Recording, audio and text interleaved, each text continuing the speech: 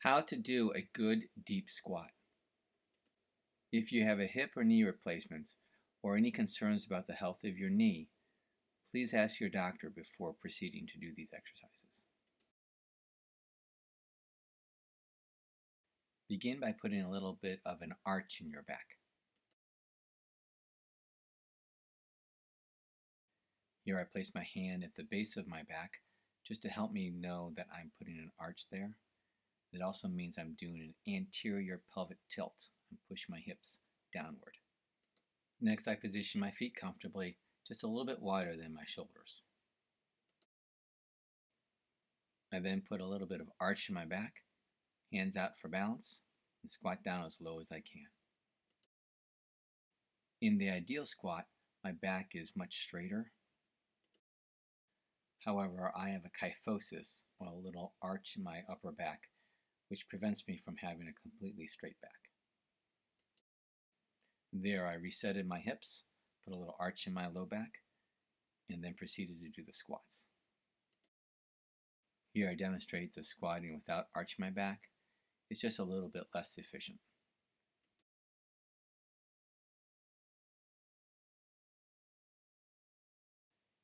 Here I put the arch in my back again, and then squat.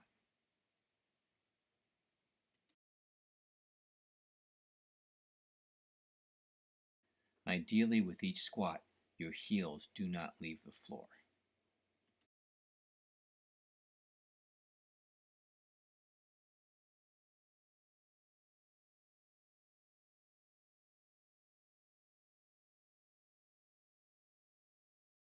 So here's a squatting from the front view.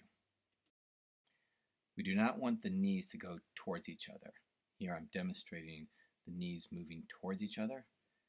And if you want to try it, just so you know what not to do, alternatively, you want to have your knees pushed outwards, like I demonstrated.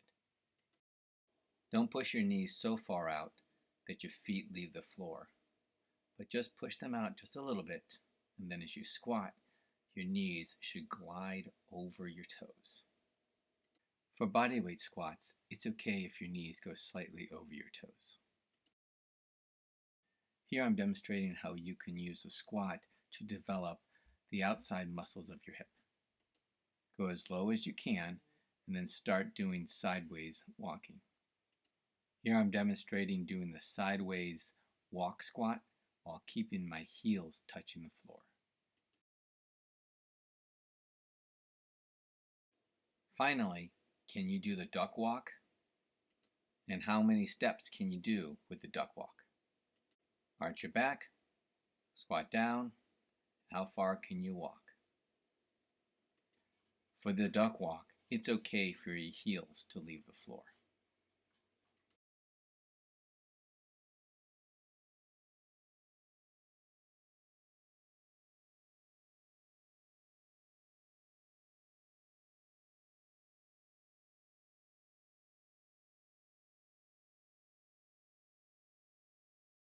The final squat is the door frame squat. Just take your ordinary door, position yourself somewhere in the middle, and squat down as far as you can. Take full advantage of the door frame to help you down and help you up. This is an excellent way of strengthening the core muscles of the lumbopelvic region, the hips, the knees, and the ankles.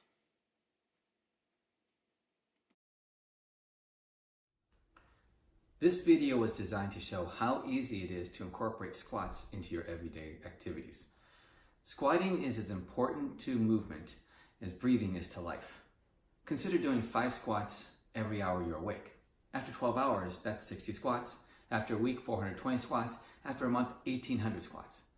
And if you can incorporate the 10,000 steps a day, now you have a nice fitness routine that you can do every day to improve your overall health.